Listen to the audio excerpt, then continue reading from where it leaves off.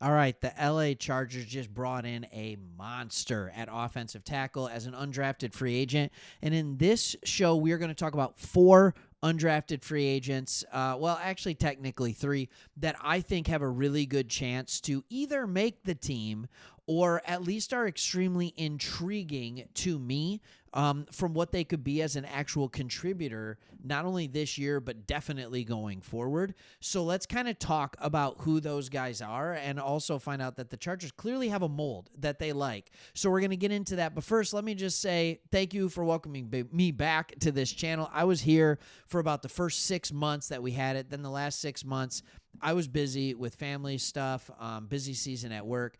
Chris took over and completely did it. I'm so thankful for him for letting me come back here. And it got me thinking, there's a question. I asked this to people in Detroit, too. This is a big question for Chris, too. And no, I'm not talking about tacos. All right? We can. I had tacos for lunch. But with all of that being said, like, where are you from as you're watching this? Like, how did you grow to love the Chargers? Are you San Diego? Were you LA? Are you now a new Chargers fan? Were you somewhere in California or just somewhere else? I always love to know where fan bases are coming from. I really do. And so, anyways, let's get to this. The Athletic came out with one player that they thought would be a good fit as far as UDFAs for every team. And they started with Savion Washington, offensive tackle. This dude is massive. It is another gigantic tackle prospect. Washington is 6'8", 340 pounds. He played at Kent State, Colorado, and Syracuse as right tackle and has enough nastiness in the run game to be interesting for Jim Harbaugh's roster. The Chargers also brought in South Carolina running back Raheem "Rocket" Sanders. We're going to talk about him as well. A 230-pounder with 4.46 speed. I'm going to tell you who Rocket actually reminds me of, and I think it's going to be very, very interesting. So with all of that being said, let's talk about this guy for a second. Enough nastiness. He played at Syracuse, and he was the right tackle, and he was the protector for a guy that broke an ACC record for the most passing yards in a season. Like, that's not bad, if I'm going to be completely honest. I'm down with that. So when we're looking at this guy, you have to realize, like, yep, he did a good job of actually protecting him. He had a 75.2 PFF grade, all right, and he became, like, honestly, he played well. He played well. So we go to him, but that brings me to a totally different position and a player that I'm actually really excited about. And it is a running back by the name of Rocket. Now, it's funny. You think of a guy, Rocket, like, oh, he's going to be so fast. And he is fast. But he's actually just huge. And when you look at Rocket Sanders, he spent his first 3 college seasons at Arkansas before transferring to South Carolina. This is kind of interesting.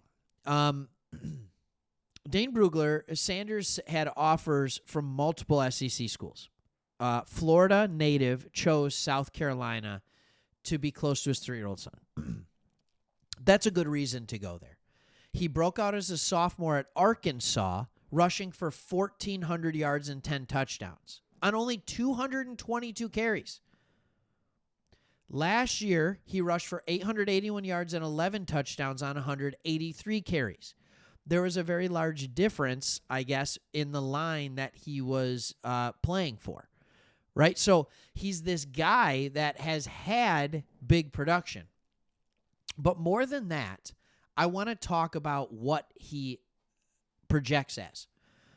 This is a 9.82 RAS score. Now, it's not a complete score. He didn't do agility testing, and we are in a season where athletes and people coming out of the draft are going to sit there and they're not going to do as much of that testing, right?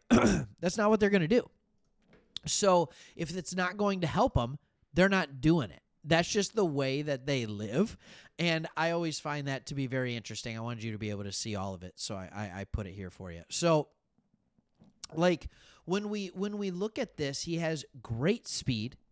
He has great size. Now, when you look at his RAS, I want you to compare the numbers to your first-round draft pick. All right, Omarion Hampton.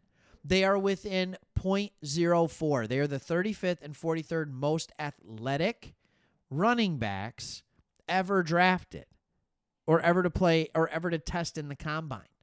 All right? Omarion Hampton ran the shuttle. It didn't help him. They both have great explosion. They both have great speed, and they both have phenomenal size. These are the kind of things that you have to look at, and you have to say to yourself, like, whoa, the Chargers are building something different. When you look at last year, this was a fairly complete team. At least it ended up being a well-rounded, fairly complete team. But how did the running game look after J.K. Dobbins went down? It didn't look good, did it? I'm actually back going through right now. Every night, I go lay in bed with my wife, and when she goes to bed, I'm rewatching all the Chargers games from last year because I just enjoy watching them. I do. They're like our West Coast team. I love Jim Harbaugh, right? I mean, you see Harbaugh right there. I love Michigan. I'm a big Michigan fan. It just makes sense that we would enjoy what's going on there.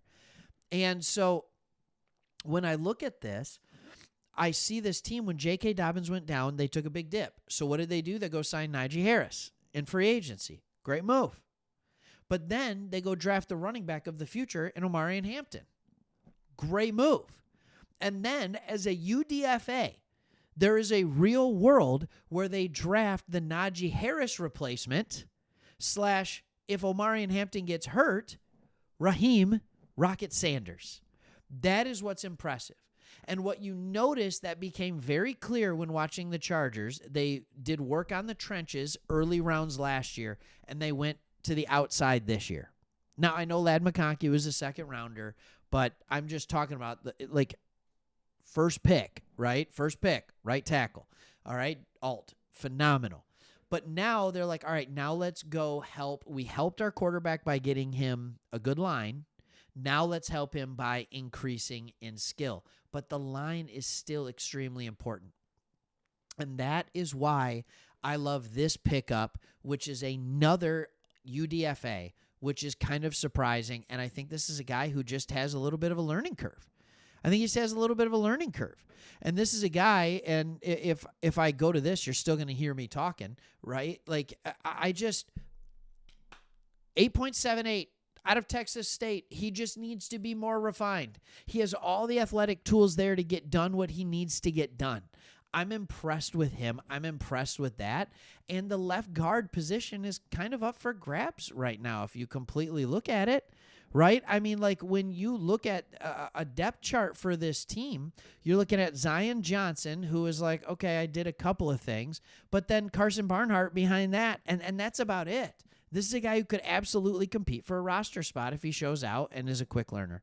All right, hope you like it. You got the monster. You got the running back. Keep going from there. All right, thanks for watching, and hopefully we'll see you on the next one. Peace out.